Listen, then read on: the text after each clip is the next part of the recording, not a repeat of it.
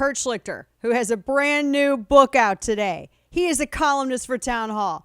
He is a lawyer, and he's also himself a retired Army colonel, which he is just an all-around BA. And he has a lovely family, lovely wife. And did I mention the brand new book that is out? This is the 7th, and we're going to talk about this. This is the 7th of the Kelly Turnbull series, Inferno, with a great cover that was done by a mutual friend of ours. So congratulations, because it drops today. It's great looking cover, by the way. Oh, it's fantastic. Our friend Salty Hollywood kicks tail, Dana, and thanks for having me, by the way. It's 135 on all of Amazon after 16 hours. Yeah, I just saw #1 bestseller in political fiction. Congrats. Yep. That's good. Yeah, I want to dive into this because I love that you're, first off, I want to ask you who you would actually cast as your Kelly Turnbull, but we'll get to, if you were doing a, movie, which could be, who knows, series. People are hungry for this type of genuine good content. So, we'll just mull it over. I wanted to ask you, this has been a really weird week. So today we had the Parkland verdict, which came in, and you had a fantastic observation about that. If I can pull it up so I can actually quote you accurately, because you were saying that a society that can't, and everyone knows the Parkland murderer, there were 17 people, 14 students, 3 adults. You said a civilization that can't execute a guy who murdered 14 school kids is not a serious civilization. When are we going to stop tolerating this? I was actually, frankly, stunned when this came in. I couldn't understand what mitigating factors could have possibly made it to where if you had, as an option, the death penalty, why that wouldn't be chosen. I realize I'm not the jury. I wasn't in the car. I get it. But I loved your observation on that. Yeah, I don't understand a society that forgives and forgets this way. We've been seeing that lately. People have been pointing out there have been horrible, brutal murders, and you have people coming out, and I think with a misunderstanding of Christianity, their first response is, well, I forgive the killer. Okay, forgiveness is a process. Forgiveness is earned. Maybe you should spend a little more time in church thinking about it. I'm not going to tell you how to do your religion. But we need a society that can say not only no, but I'm going to hold you accountable. I have no bloodlust. I don't want to hurt anybody. The death penalty is a tough and ugly thing. My mother litigated as a criminal lawyer on both sides, prosecuting and defending it. I've defended death penalty cases where appropriate on appeal. And they're tough because cases. It's important. I mean, it's a difficult subject, and not one to be taken lightly. However, if you murder 14 kids and 3 adults, that calls for the ultimate penalty. There doesn't seem to be a lot of questions of guilt here. There's some indications this kid had some sort of fetal alcohol exposure.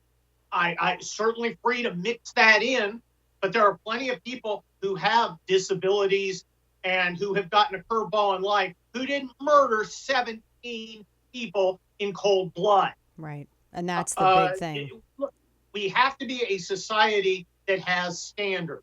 I'm not talking about cruelty. I'm not talking about inflexibility. There is room for mercy where it's appropriate. Right. Here, not seeing it, Dana. I agree every syllable. I agree with it. I mean, I was stunned when I couldn't even process it when this decision on sentencing came out. And I was listening to count after count, and I'm thinking, what, mitigate, what? I reached out to the legal eagles on social media, and one of the reasons why I'm so glad that you're on today, because it just kind of blew my mind there. The other case this was the penalty portion of this case, this Alex Jones, I'm going to pull this up, defamation case. Now, I mean, I haven't talked a whole lot about it because I didn't care about I thought he was wrong. I mean, I didn't think it was a fake tragedy that happened. I thought it was absolutely 1,000% real. I'm not a huge fan of him. But that said, $1 billion. And when I'm trying to figure out, I mean, I know these cases, talk to people about how difficult cases like libel and slander and defamation are to prosecute because there's such a high bar to protect speech. There are, and there should be. Now, I've won at least one multi-million-dollar defamation verdict. I've defended others. People know publicly I defended Ben Shapiro in Texas in the Clockboy case. I don't talk about my cases unless I'm able to. So I know a little about this law. This is a terrible case to talk about defamation, Right? Because you have a variety of circumstances. Free speech cases are almost always going to involve someone who's repellent at some level. So you need to understand, because people who don't offend others don't get sued or don't get arrested for speaking. Putting aside Alex Jones and what he said, was it libel, slander under current law? I have my doubts, but we won't find out because Alex Jones chose not to fight the case.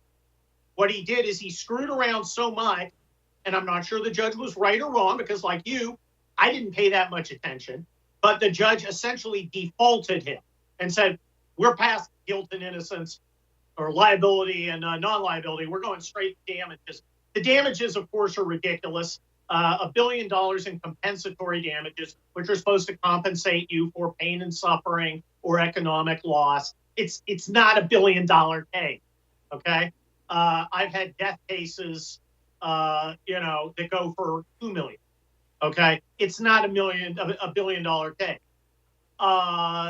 Obviously, there's a lot of emotion there, and I'm not, I don't think that would have been the result if I had been Alex Jones's lawyer, but I wouldn't have been Alex Jones's lawyer because I'm very picky about my clients, and I only take the best people. That's important. And I don't take people who insist on doing dumb things against my advice. That's very important. The problem is we now have an important high-profile free speech case, which doesn't illustrate free speech very well, and frankly doesn't speak well for free speech, in the sense that this guy is such an obnoxious dude that people blend over the fact that he's obnoxious with the fact that we have to protect the right of expression. But then again, free speech cases are Nazis marching around a Jewish community in Skokie. Yeah. That's when the free speech stuff comes up. Yeah, it's never for anything that everybody agrees with. No one ever agrees. Anytime there's a free speech case, it's not something that everybody agrees with, and that's kind of the point of it. It is the point, because that's the only time you need free speech. And those of us who support free speech, sometimes we got to swallow hard and put ourselves on the side of people we don't like. And that for us would include some leftists occasionally. There are leftists who say things, and they're going to get fired from their job, and you're like, oh, I hate this guy.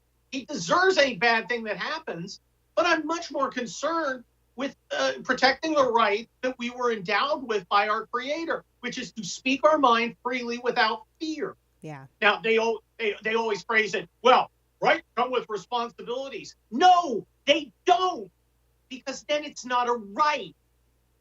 Okay? A right is the ability to be wrong. That's what a right is. So that's this should be Kurt Schlichter's Legal Class 101, legal and the speech and defamation and free speech 101. It should be that. We're talking with our friend Kurt Schlichter. We're going to ask him about his book too. Last question for you on this, and we're going to get into your book, which, by the way, congrats again. If you are unaware, he dropped his 7th in the Kelly Turnbull series out today. Do you think, and I understand where people are coming from in this, because you've had a weaponized FISA court. We saw that with Carter Page in 2016. We've seen weaponized FBI. We've seen IRS go after Tea Party. There are a lot of people who I understand their perspective, and that they think, oh my gosh, is this the courts now? Is this, because they look at $1 billion in damages, they say, is this an instance of maybe perhaps going so hard on someone because of the political ideology, and that couldn't be separated from the fact of at hand, and thus now we're going to see weaponization of this process against people for politics? Do you think that those are fair fears? I think those are very valid fears, Dana. And that's exactly what I'm afraid of. Again, bad cases make bad law. Yeah. And this is a bad case because it's so blurred and it's not clear cut. The best cases are clear cut, so you got a black letter law rule. This is, you just don't like the guy who's on the side of free speech. And he very well may have won if he had allowed somebody to competently represent it. I don't know. Yeah. But I do know that now people are thinking, okay, if you make people feel bad enough, or if you can be accused of inspiring bad people to harass other people, now you're liable for speaking, and that's okay, and that's the law. And that can't be the law. It's not the law. It's a terrible thing. And I think a lot of smug leftists don't understand that a lot of this same theory could apply very much to, I don't know, people who advocated all sorts of COVID restrictions, people who advocated prejudice against people who turned down the vaccine. This stuff, look, rights aren't there just to protect me. They're there to protect everybody. And a lot of people may find, it reminds me of the meme, the guy who sticks the stick in the spokes of his bike, wipes out and goes, what happened? Yeah. You happened. Yeah, you kind of did it. You didn't help yourself at all. Kurt Schlichter's new book, Inferno. It's part number 7. I can't believe we have 7 already in this series. When do you sleep? I don't sleep. Because you have 7. That's just in this series. You have other books you've written. This is just in this series. Look, I love writing, and this was all inspired by a mutual friend, Andrew Breitbart, who picked me out of the drudgery of pure legal work and brought me into this world. And he was such an advocate for making our own culture. And that's what this is. This is a book you read on an airplane. This is a book you have fun with. Yeah, I've got a message in it. You can take it or leave it. But you're going to have an adventure. You're going to have a ride. You're going to laugh. Lots of Easter eggs. There may be a host named Dana who appears or doesn't appear in it. She may make an appearance. I don't know. That could happen. But look, I wrote this for a number of reasons. One of which was, I think conservatism should be fun. Yeah. I don't think it should be a Bataan death mark. Exactly.